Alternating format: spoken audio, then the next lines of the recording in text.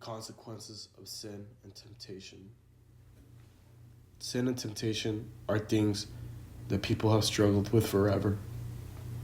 You don't have to be religious to understand how giving into temptation, whether it's lying, cheating, stealing, or chasing your own selfish desires, usually ends badly. I don't want to indoctrinate my religious beliefs, nor try to persuade you to what I believe. Rather, I just want to show you the gravity of sin, regardless of what you believe. The gravity of your choices. I want to show you two famous stories, Dante's Inferno and Goat's Faust. You can see how these writers have used characters and their downfalls to show the real dangers that come with making bad choices. These works remind us that giving into our temptation can destroy not only our own lives, but also hurt the people around us. In Inferno, Dante describes a journey through hell. It shows where every sinner is punished in a way that matches what they did wrong in their life. It is not just a random torture. It is a symbolic torture. For example, people who gave in to lust are blown around forever by violent winds. It shows how they were controlled by their passions and their own desires. People who were greedy are forced to fight each other with heavy weights. It symbolizes how their own selfishness weighed them down in life. Dante's idea is that sin doesn't just break some divine rule. It messes up your soul and leads it to misery. Even if you don't believe in an actual hell, you can see this happening in the real world. People who live selfish, dishonest lives often end up trapped in their own problems.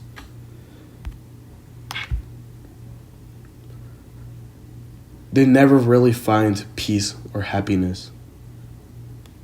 Goat's Faust tells a more personal story about temptation. Faust is a brilliant scholar who feels like he wasted all his life. He has learned so much, but yet he is unhappy. Out of frustration, he makes a deal with the devil. He makes a deal with Mephistopheles. He trades his soul for the chance to experience real pleasure and satisfaction. At first, it seems like Faust is getting everything he ever wanted. He becomes powerful and young again. He falls in love, and he tastes all kind of experiences he missed out on. But pretty soon, things start to fall apart, because Faust gives into his own temptation without thinking the consequences. He ends up ruining the life of a girl named Gretchen. He leads her to madness, the death of her own mother, and even the death of her child. Faust's story shows how one person's selfish choices can create the destruction of others. When you look at these two works together, you realize they're both about making the same basic point. When you fall into temptation, you're not risking some punishment down the line. You're already starting to destroy yourself from the inside. In Dante's world, the punishment fits the sin, because the sin itself is what messed up the person's soul. In Goat's story, Faust doesn't need to be dragged into hell to suffer. The real tragedy is how much damage he causes just by chasing his own desires without caring about the right and the wrong. In real life, the same thing happens.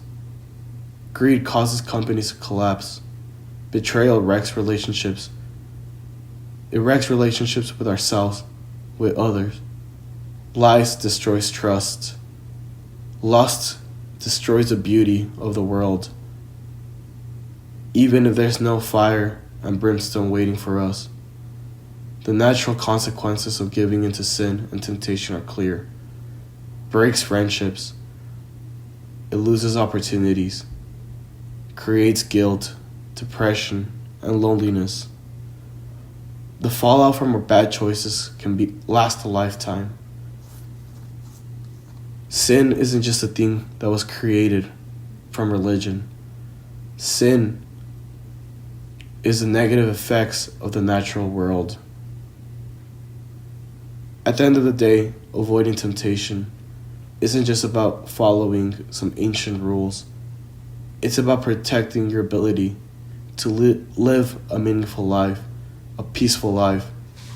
It's about your actions, not letting itself tear apart. To do the things because you care about people. Dante and Goethe shows us that sin just doesn't hurt you later. It changes who you are now. And that price, once you pay it, you can't always undo. We have a call to have self-control, to love one another, regardless of religion, belief, creed. This is what we are meant to do. We are not meant to fall short into hatred, greed, evil, wrath.